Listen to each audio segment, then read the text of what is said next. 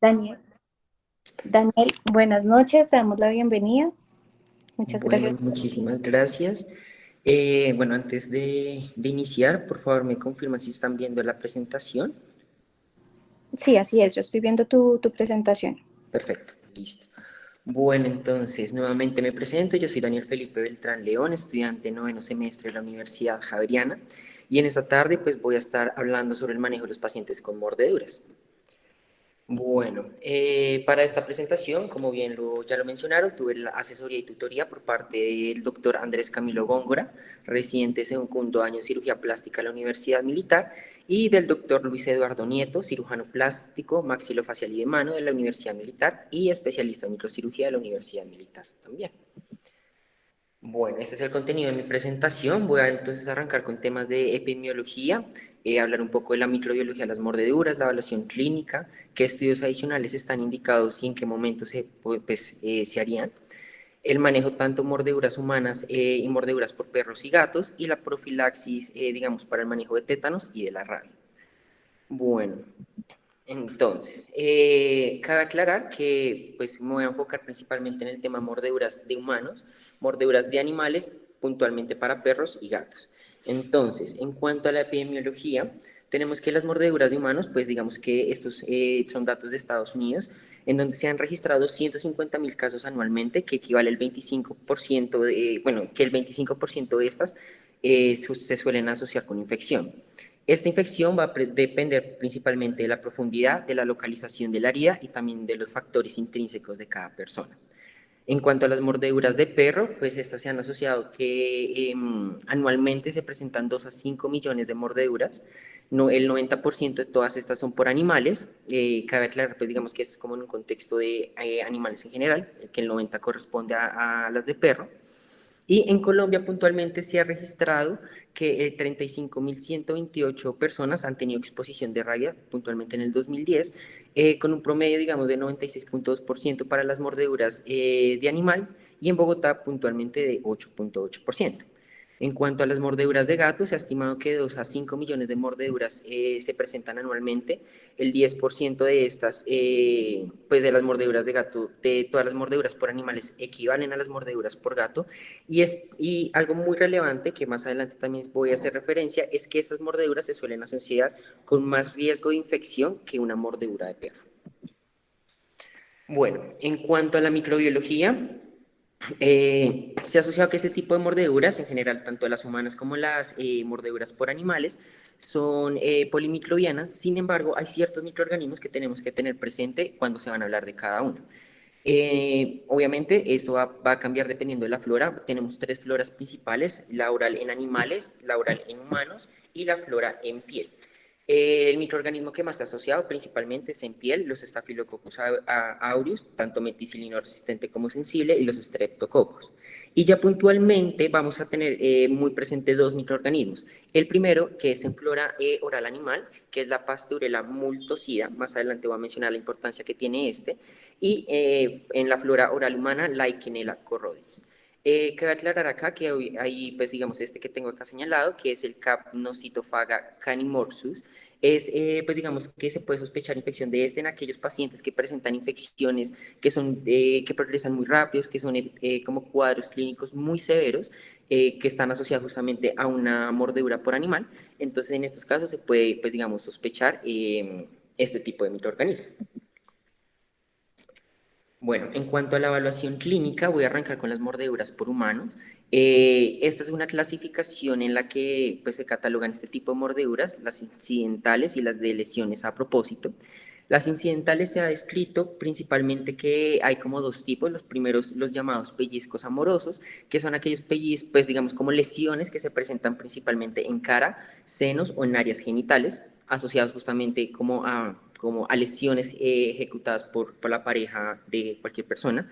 Y las otras son las autoinfligidas, como la paroniquia, que recordemos que la paroniquia es como un proceso de infección de tejido alrededor de la uña que se genera principalmente por aquellas personas, o bueno, se ve asociado a aquellas personas que suelen como comerse las uñas, quitarse los cueros, digamos que se generan lesiones expuestas y pues se puede generar inoculación de los microorganismos que ya mencioné. Por el otro lado tenemos las lesiones a propósito. Acá hay dos clasificaciones: las mordeduras oclusales, que son aquellas mordeduras que se generan por la mordida directamente de una persona, y las lesiones de puño cerrado. Para las mordeduras oclusales vamos a encontrar entonces que va a haber la marcación en piel del arco dentario, bien sea inferior o superior, asociado a un edema, a un eritema o también a hematomas. Como lo pueden ver ahí en la imagen, pues ahí se ve claramente la configuración del arco dentario asociado a las características que ya mencioné. En cuanto a las lesiones de puño cerrado, pues estas se asocian mucho más en hombres. Justamente como lo pueden ver ahí en la imagen, pues está esquematizado cuando una persona, pues por un puño termina teniendo lesiones por la boca de otra persona, y ahí es donde se va a generar la inoculación o, pues digamos, lesiones por mordeduras humanas. Acá, como bien pueden ver, entonces en esta imagen de la paroniquia, este es el edema que yo les estaba mencionando, que es, pues digamos, alrededor de la uña, que se puede asociar, pues digamos, a infecciones, que más adelante también lo voy a mencionar, que estas pues son lesiones, digamos, como autoinfligidas, y estas ya son lesiones, pues digamos, intencionales. Acá, como pueden observar, nuevamente, las características de este tipo de mordeduras, que es donde se logra ver el arco dentario, y digamos acá hay ya lesión más profunda, pues de la piel de la persona. Bueno, en cuanto a la exploración de este tipo de mordeduras, puntualmente para las oclusales, nuevamente es un área semicircular, ovalada, eritematosa con hematomas. Se presentan principalmente en caras, extremidades superiores o en tronco. Acá hay un dato importante, digamos, uno puede tener en cuenta la distancia intercanina, que esta distancia es la que se encuentra entre los dos caninos del arco dentario superior o inferior, que cuando, digamos, la medición de esta distancia es mayor a 2,5 centímetros, se suele asociar más a una mordedura por un adulto que por un niño. Entonces, digamos que en estos contextos, pues hay que tener presente que puede llegarse a presentar un episodio de maltrato hacia un menor de edad, por ejemplo, que eso también son cosas que se pueden generar en la exploración y en la evaluación de las mordeduras. En cuanto a las lesiones de puño cerrado, pues son laceraciones traumáticas, por lo general son menores o igual a 1,5 centímetros. Se suelen generar en la tercera o cuarta articulación metacarpofalángica o interfalángicas proximales, que como bien podemos ver en la imagen, es que está esquematizando un poco este tipo de lesiones, corresponden a las zonas anatómicas cuando pues, una persona pone, pues digamos como que realiza un puño contra la dentadura o la cavidad oral de otra persona. Cabe aclarar que siempre se va a tener que hacer una búsqueda de cuerpos extraños, bien sea de dientes o de material extraño, evaluar los signos de infección y el estado neurovascular, sobre todo en las zonas distales a una articulación. Bueno, los tipos de mordeduras, bueno, tanto las mordeduras por humanos como por animales se suelen asociar a infecciones tanto superficiales como profundas. Entonces, pues en las infecciones superficiales vamos a hablar principalmente de la celulitis, que esta se puede presentar con fiebre, sensibilidad y todas las características de, pues digamos, un edema y de una infección: eritema, edema, rubor, dolor. Y en este caso la celulitis puede estar asociado o no a un absceso, en donde pues, se puede encontrar un nódulo fluctuante con inflamación. Ya puntualmente para las infecciones profundas, pues digamos que los síntomas son mucho más severos. Vamos a encontrar exactamente los mismos signos de inflamación que ya mencioné. Va a haber también dolor persistente, es un dolor progresivo, desproporcional. Es un dolor que también se va a presentar a la movilización pasiva de las articulaciones o de los miembros o las extremidades. Se puede asociar también a crépitos, edema articular o persistencia de signos, a pesar de haber instaurado un manejo inicial. En este tipo de infecciones profundas, pues digamos que ya son casos muy severos en el que una mordedura pues no se trata a tiempo, sino que se deja progresar. Y se puede, pues cuando hago referencia a estas infecciones profundas, es más hablando, digamos, en casos en los que se termina en una artritis séptica, en una osteomielitis, en una tenosinovitis, hasta en una necrosis de los tejidos blandos. Bueno, ya en cuanto a la evaluación clínica de las mordeduras por animales, arranco con las mordeduras de perro. Estas por lo general, bueno, acá hay dos tipos, pueden ser heridas grandes o pequeñas, esto también va a depender del tamaño del perro. Cuando son heridas pequeñas se asocian principalmente a rasguños o abrasiones, y cuando son heridas grandes ya hay, pues digamos, compromiso mucho mayor de los tejidos, Son heridas por lo general puntiformes, bien profundas, puede haber abulsión de los tejidos o aplastamiento asociado. Estas se presentan principalmente en cabeza, cuello o en extremidad o en la extremidad dominante de la persona. En cuanto a las mordeduras por gato, pues son más frecuentes en extremidades, se asocian a lesiones más profundas, bien sea por el tamaño del diente o por el tamaño de la garra de los gatos, y esto se aumenta justamente a mayor riesgo de infecciones profundas, que fue, pues, digamos que se correlaciona con los datos epidemiológicos. Acá podemos ver esos dos tipos de mordeduras. Entonces, en la primera, que es la mordedura de perro, pues vemos una niña, pues un menor de edad en la que pues tuvo una herida, una mordedura por perro con un compromiso mayor de los tejidos, abulsión del tejido, y en la descripción se menciona que también hubo compromiso de músculo profundo y del conducto externo. Mientras que las mordeduras de gato, como pueden ver, son más pequeñas, son más puntiformes, se asocia, digamos, a mayor riesgo de infección, en este caso a una celulitis, como lo pueden ver. Bueno, en cuanto a la exploración clínica del paciente en este tipo de mordeduras, hay que verificar la estabilidad hemodinámica del paciente. Esto principalmente por las zonas anatómicas donde se suelen presentar más este tipo de mordeduras, como lo mencioné, cara, extremidades, cuello. Hay que también hacer una evaluación de las estructuras adyacentes de este tipo de heridas, también por la correlación anatómica que hay con otras estructuras, de grandes vasos, estructuras nerviosas y demás. Nuevamente hay que evaluar los signos de infección superficial y profunda, que fueron exactamente los mismos que mencioné para las mordeduras humanas. Y también nuevamente hay que hacer búsqueda de objetos extraños, como dientes o material extraño, mirar los signos de infección y el estado neurovascular. Acá, como un dato, se ha asociado que las mordeduras de perro suelen generar infecciones o signos de infección a las 24 horas después de la mordedura, y las de gato pues generan estos signos de infección a las 12 horas. Esto, digamos, pues nos puede llegar a orientar un poco más como en qué periodo podemos llegar a encontrar este signo de infección.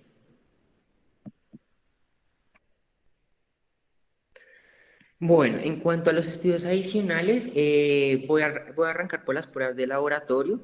Hay que tener presente que estas pruebas de laboratorio no se le van a solicitar a toda persona que llegue con una mordedura por animal o por humano, sino que solamente se van a realizar en aquellas personas en las que hay heridas con signos de infección, y puntualmente en aquellos donde ya hay un compromiso mayor, digamos, hemodinámico del paciente, donde ya hay una infección mucho más grande, que serían las que mencioné como profundas. Se puede realizar pruebas como hemograma, BSG, PCR, cultivos o hemocultivos, nuevamente solamente en pacientes con signos de infección o con compromiso ya mucho mayor. Puntualmente el cultivo se realiza para determinar el microorganismo causante y justamente poder guiar el manejo antibiótico.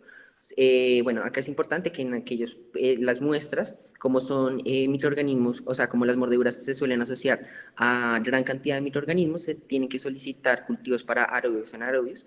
Nuevamente, estos son como para casos muy extremos en los que había mencionado, como una artritis séptica, una osteomielitis o condiciones más severas que incluso también van a necesitar de un manejo interdisciplinario con otras especialidades. Y puntualmente para el hemocultivo, pues digamos que esto se deja reservado para los contextos de bacteremia o en personas inmunodeprimidas.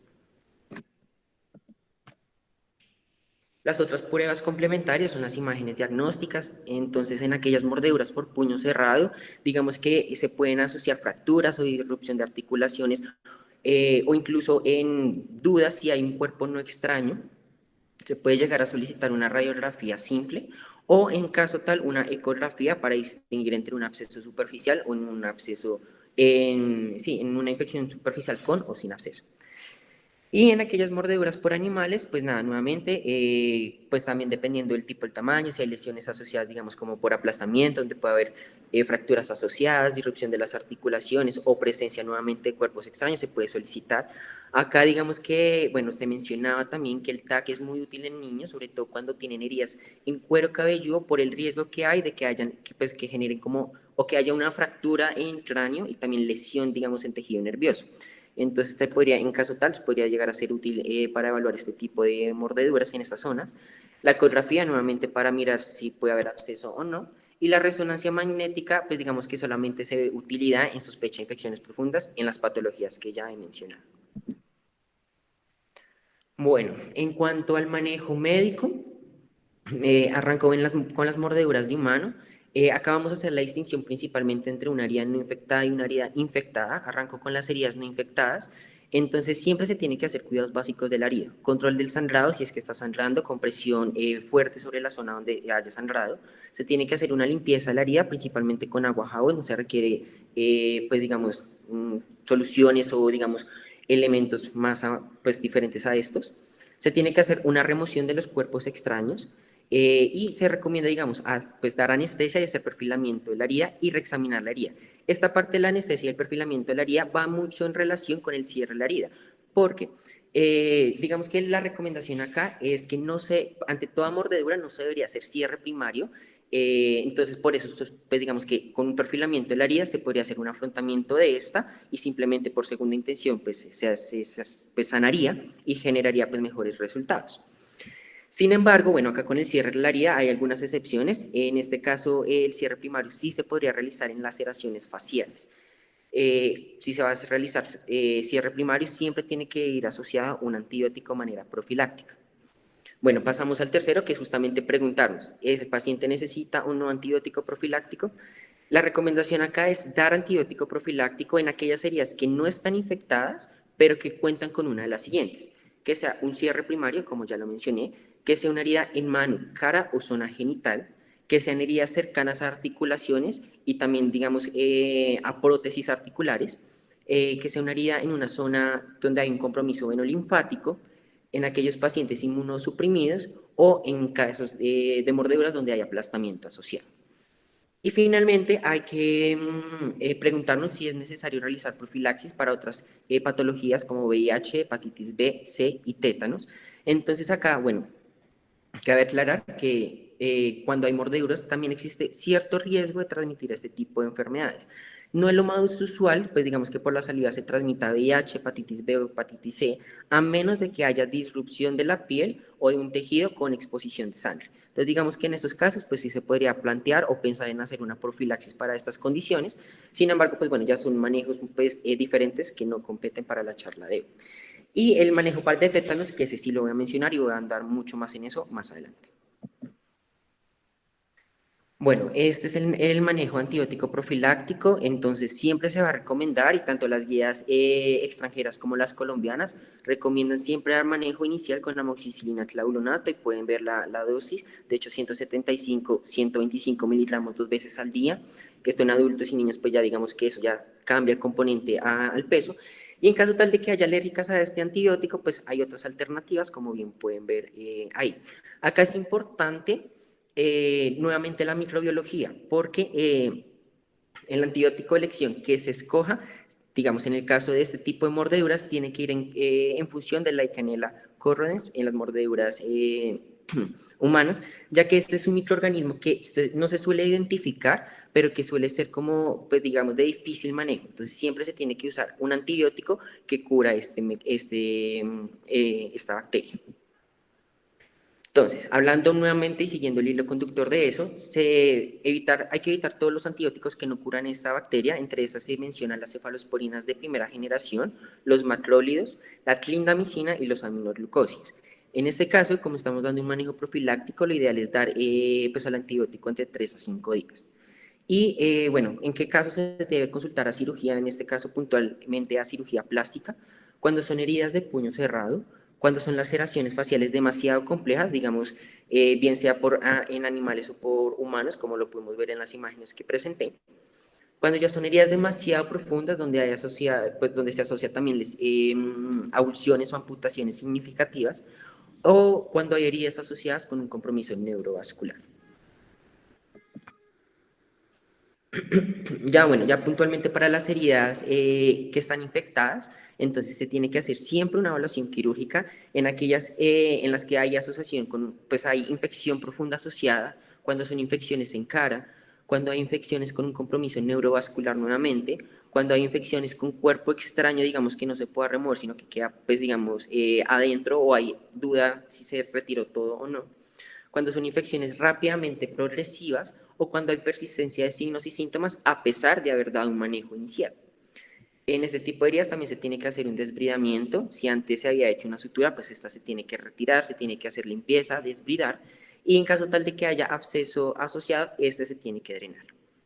Ya en cuanto al manejo de antibióticos, siempre se tiene que dar, siempre se va a hacer un manejo inicial de manera empírica y en casos en los que esté indicado hacer hemocultivos o cultivos, se tiene que cambiar el antibiótico dependiendo del microorganismo aislado. También hay que tener presentes los factores de riesgo para el S. aureus meticilino resistente. En estos casos se debería cambiar el antibiótico de manera inicial y también hay que pensarnos la vía de administración. Bueno, acá menciono un poco sobre los factores de riesgo del Staphylococcus aureus meticilino resistente. Entonces, como bien pueden observar, hay factores de riesgo, digamos, asociados al cuidado de la salud. Hay factores de riesgo asociados, digamos, pues propiamente en asociación con otras patologías o con nuestro uso de, no sé, digamos, de antibióticos y demás. O digamos factores ya asociados como las personas que están en encarcelamiento, los servicios militares o cosas por el estilo.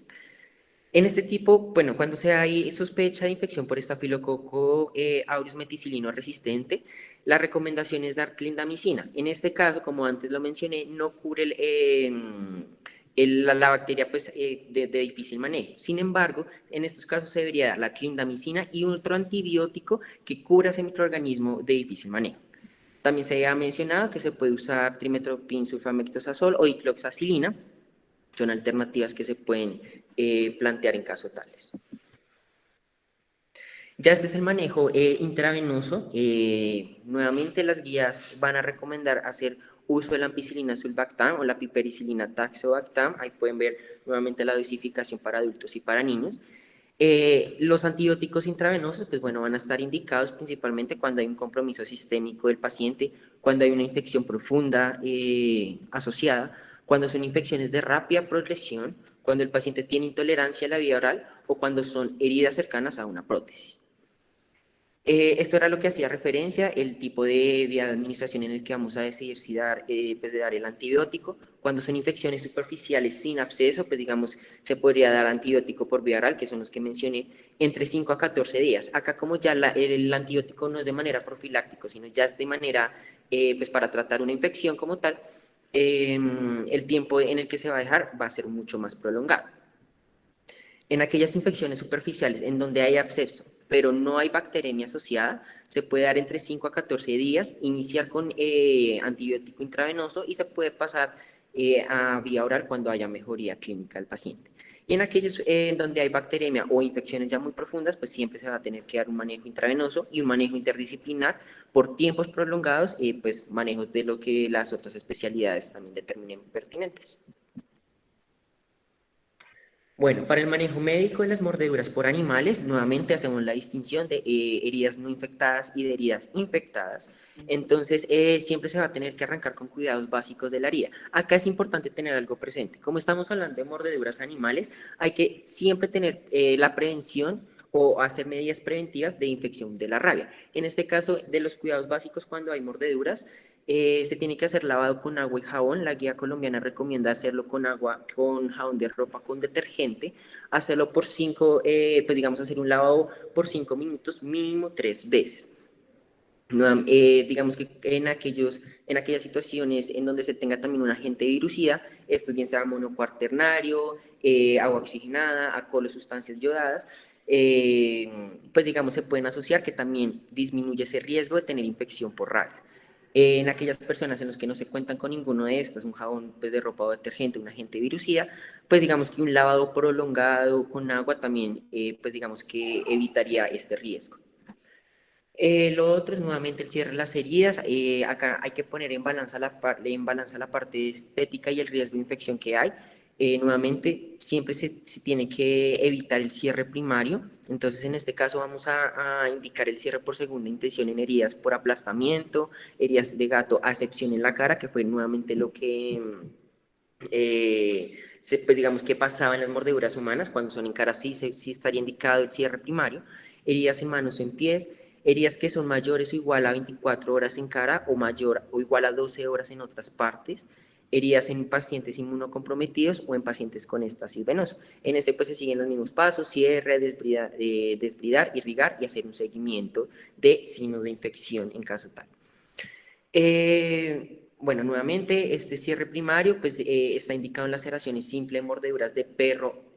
Bueno, hay que hacer una distinción acá, son mordeduras de perro en cara, tronco, brazos y piernas. Puntualmente, por lo mismo que mencioné al comienzo de la presentación, las mordeduras de perro no se suelen asociar tanto con infección como lo hacen las mordeduras por gato, en donde pues la única indicación de las mordeduras de gato para hacer cierre primario es que sea en cara. Hay otras maneras que, digamos, es como el cierre por tercera intención, que también es otra alternativa que se puede plantear.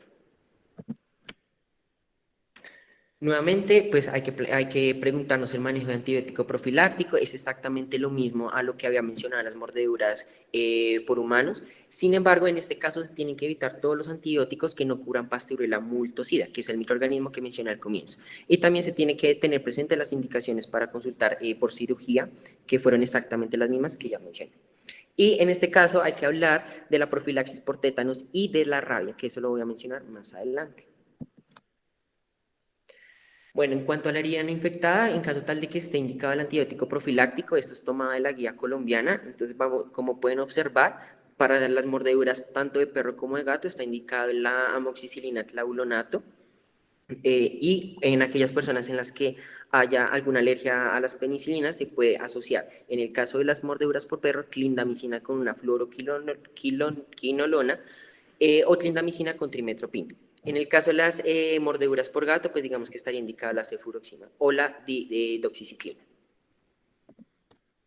Esta, pues digamos, es para complementar y apoyar la guía colombiana. Esto pues es un manejo extranjero en donde también se va a recomendar de manera inicial la amoxicilina clavulonato o en caso tal de otras alternativas como lo pueden observar ahí en la tabla.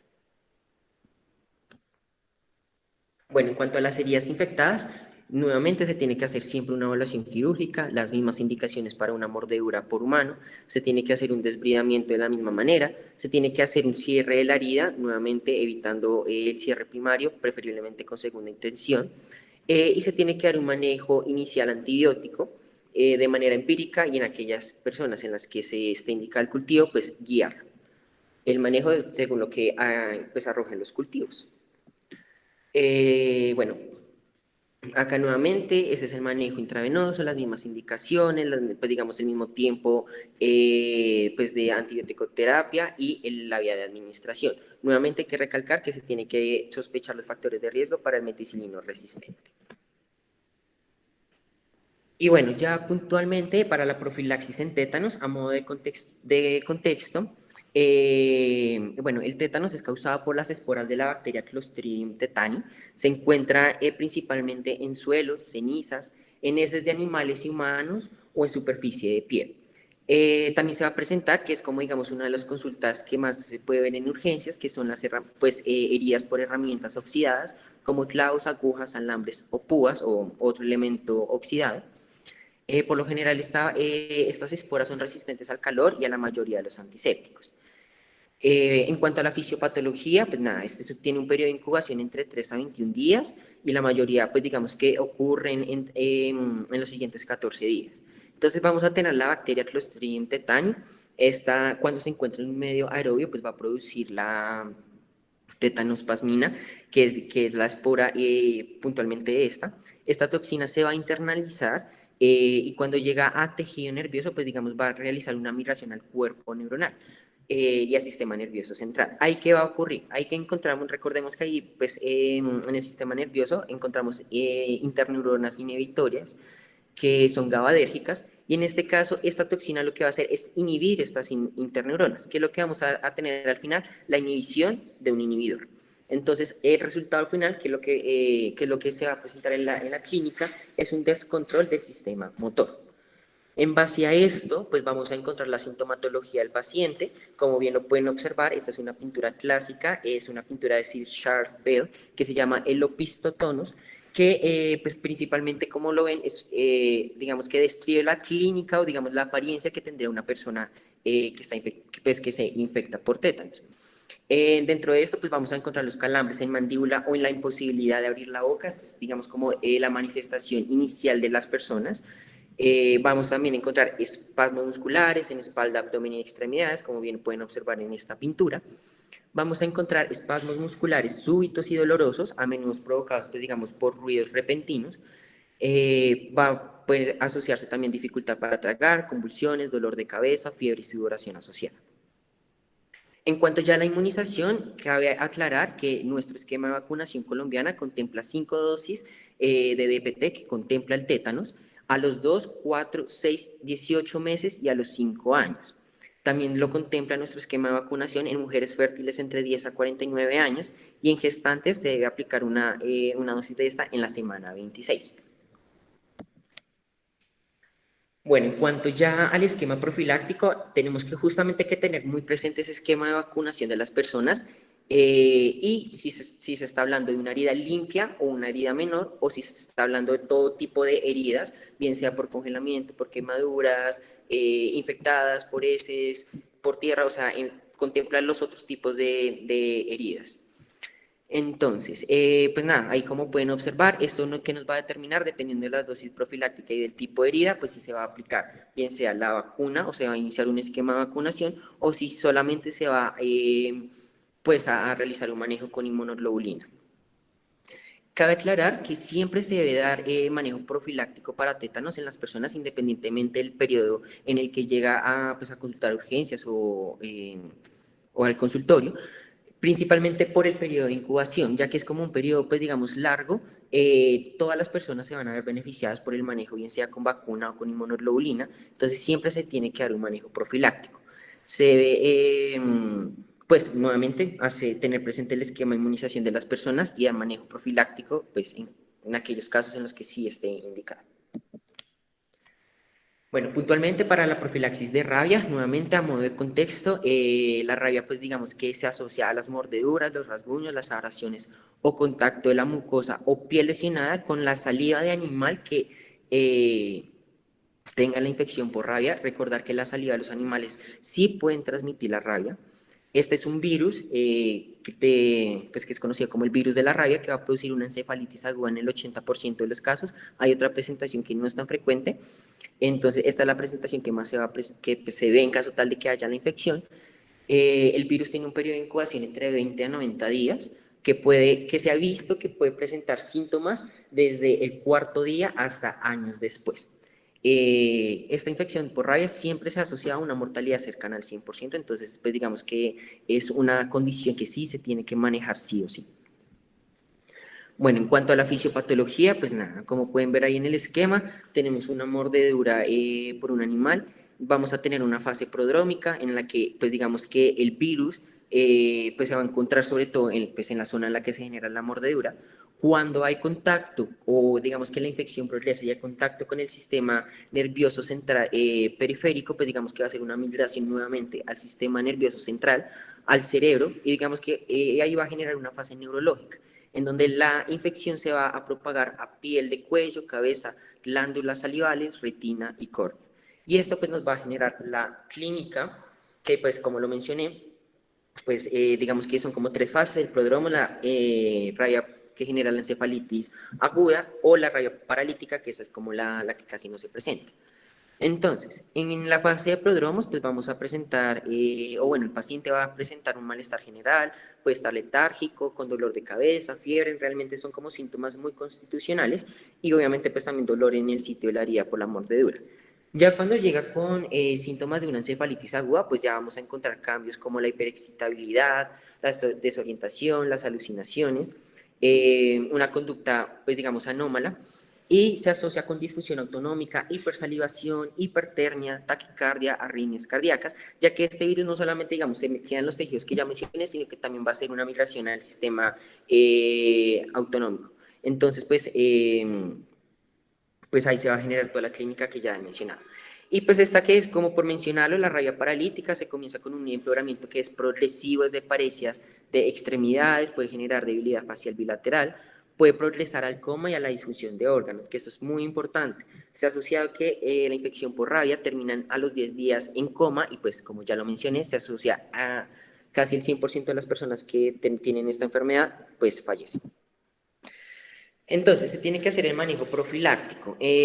Nuevamente hay que conocer muy bien el lugar anatómico de la herida, pues digamos que a partir de este pues vamos a pues como determinar la progresión de la enfermedad. Hay que saber el estado también de inmunización del perro y el estado previo del paciente y posterior a la mordedura, bien sea pues justamente para hacer una monitorización de la clínica de él y que no haya, pues vayamos a encontrar algo sugestivo pues de la enfermedad. Entonces, esta es de la guía nuevamente colombiana. Hay tres tipos de exposición que todo paciente con sospecha de rabia se tiene que clasificar. Entonces, la primera es una exposición grave, pues ahí pueden ver, observar pues, la definición. Entonces, la primera es toda mordedura en cualquier área que haya sido por un animal que haya sido confirmado con rabia, bien sea por laboratorio, un animal silvestre o salvaje, o que tenga signos o síntomas indicativos de rabia al momento de la lesión. O durante los 10 días de observación y sin vacunar. Eso es importante porque, bueno, la guía recomienda que el animal que haya generado la mordedura se tiene que hacer un seguimiento por 10 días, pues para mirar si en este periodo pues se generan síntomas en el animal que sean indicativos de rabia. La segunda es que sea una mordedura en cualquier lugar, que independientemente del número, la cantidad de lesiones que haya sido, que sea en cabeza, cara, cuello o dedos, que sea causada por un animal doméstico no observable o callejero. La tercera es que pues haya contacto directo piel lesionada o de la mucosa oral o conjuntival o digamos de alguna pues digamos órgano como cerebro, cerebelo, médula, provenientes de una persona o animal considerados como sospechosos. Acá pues ya vamos a incluir a las personas que son sospechosas de rabia. Y la última, pues digamos que ya esa se remite a las personas que están en laboratorios o en lugares que tienen exposición al virus de la rabia. En este caso es importante nuevamente hacer esta clasificación porque de eso va a depender el tratamiento y la profilaxis que vamos a dar. Entonces, cuando es una persona que tiene una exposición grave o que es considerada como una exposición grave, se tiene que aplicar el suero de, pues, antirrábico y la vacuna también. La segunda, pues nada, tenemos la exposición leve, que es una mordedura única, ya no son varias, sino única en una área cubierta, o que haya sido lamedura de piel lesionada o vacuna, o arañazo por un animal no doméstico observable o desconocido callejero. En este caso, el manejo del tratamiento sería la aplicación de la vacuna antirrábica. Y en aquellas personas que son consideradas como sin exposición, pues son personas que tienen una mordedura en cualquier área cubierta del cuerpo, por un animal, bueno, en este caso ya también hay que tener presente que es un área cubierta, que por un animal, ¿no? Doméstico observable, sin signos o síntomas indicativos de rabia al momento de la lesión. Que haya contacto de saliva o tejido nervioso con una piel intacta, entonces en este caso no hay lesión ni tampoco exposición de tejido subcutáneo o tejido vascular y demás. Lo otro es que sea una lesión causada por un roedor. Recordemos que la rabia no se transmite por los roedores, solamente pues en este caso puntual por los perros.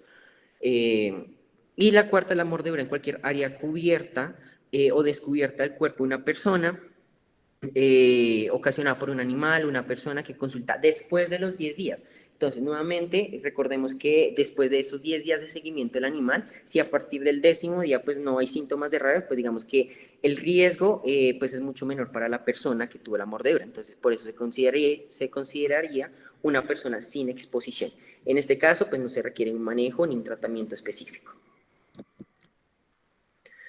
Bueno, en cuanto a la vacunación, bueno, la presentación a modo también de contexto está bien en líquida oleofilizada, tiene una aplicación en la zona deltoidea, y acá vamos a tener varios contextos. La primera es que es una persona considerada como posexposición. Es una persona expuesta al virus de cualquier edad que no haya recibido algún tratamiento previo a la rabia. Entonces, en este tipo de personas sí o sí se tiene que colocar estrictamente la vacuna. Este es el esquema digamos que se maneja al día 0, al día 3, 7, 10, 14 y 30 se tiene que aplicar pues, la vacuna antirrábica. Y acá cabe aclarar que la guía lo menciona, se puede suspender el esquema de vacunación al 5.º día solamente si no hay signos de rabia, perdón, se puede suspender la vacunación solamente si el perro no tiene signos de rabia al 5.º día de su seguimiento. Sin embargo, el seguimiento se tiene que finalizar al 10.º día. Bueno, el segundo contexto es la persona considerada como revacunación, que pues digamos es la persona que depende del tiempo transcurrido entre el tratamiento completo o recibido. Digamos que esas son personas que fueron expuestas a, pues digamos, al virus de la rabia, fueron considerados como pre o posexposición y volvieron a tener una nueva exposición que amerite manejo. Entonces, Acá vamos a tener presente esa primera vacunación que recibió. Entonces, si es un periodo menor de un año en el que se realizó ese esquema de vacunación y es una persona considerada como exposición leve, que bajo los criterios que ya mencioné, solamente se aplica una dosis de vacuna. Cuando son personas consideradas como exposición grave, se hace pues un esquema de vacunación al día 0, 7 y 28. Cuando el esquema de vacunación pues ya fue más allá de un año, desde cuando se finalizó el último, independientemente de la exposición, sea leve, grave o moderada, la que sea, se tiene que dar un esquema de vacunación entre 0 al día de 3 dosis al día 0, 7 y 28.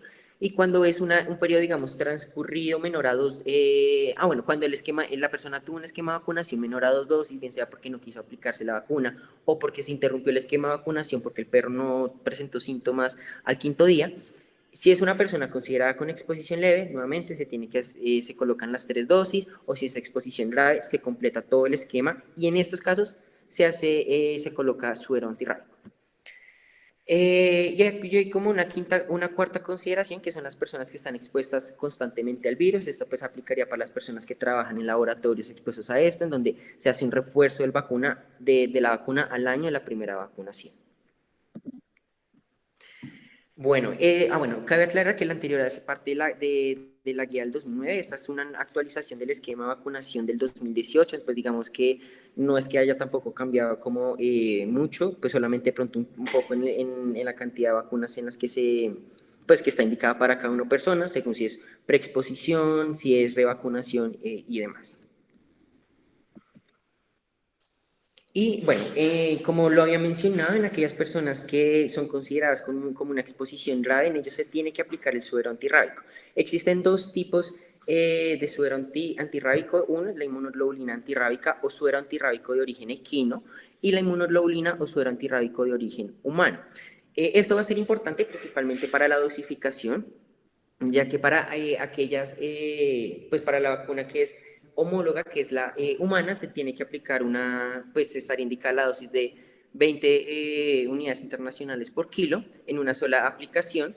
Y aquellas que tengan pues el suero antirrábico, que se tenga pues digamos en el centro de salud, el suero antirrábico equino, sería una dosis de 40 unidades internacionales por kilo.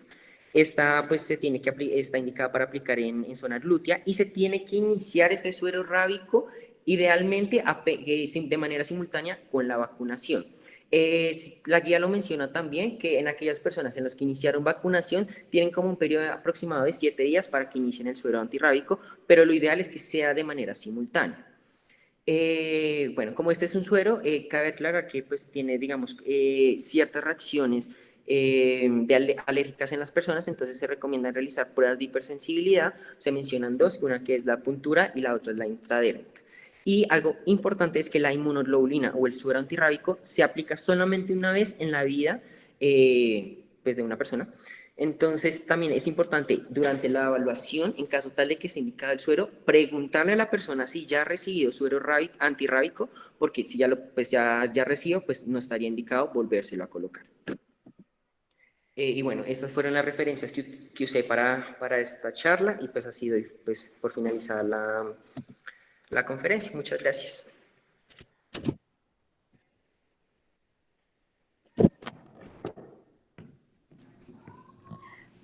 Muchas gracias, Daniel. Gracias por la exposición del día de hoy, muy completa. Vamos a dar espacio a las personas que tengan algún tipo de pregunta o no sé si los tutores quisieran complementar en algo o decir algo relacionado con la exposición. Daniel, pues felicitarte porque en serio me parece que es una exposición que abarca todos los temas que uno debería, o digamos que debe manejar. Pues recordarles también la importancia aquí, el lavado y el manejo inicial de las heridas una vez llegan, y el manejo en urgencias. Muy importante pues con el lavado propio de las heridas, como se indica según el ministerio, que literal es HAVUNFAP, lo que está indicado en las guías del ministerio. Y lo otro muy importante es el manejo antibiótico en estos pacientes, pues en mira de, pues como muy bien mencionaba Daniel, uno de los microorganismos que son más frecuentes, digamos que los microorganismos que le preocupan a uno de producir infecciones en estos pacientes.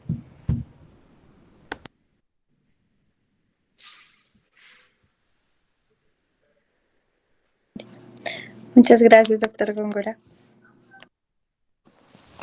De mi parte, felicitar a Daniel, es muy completa, me pareció hasta recompleta la exposición. Yo le había dicho que no profundizara mucho en la parte de la rabia y eso, pero no me hizo tanto caso, lo cual es bueno, porque pues es importante para ustedes que conozcan eso. La verdad, nosotros como cirujanos plásticos no manejamos eso y no nos interesa mucho, pero ustedes como médicos generales es muy importante que lo tengan en cuenta. Yo creo que no hay, de mi parte, no hay otra observación. Fue muy completa la charla. Entonces, nada más bien esperemos las preguntas.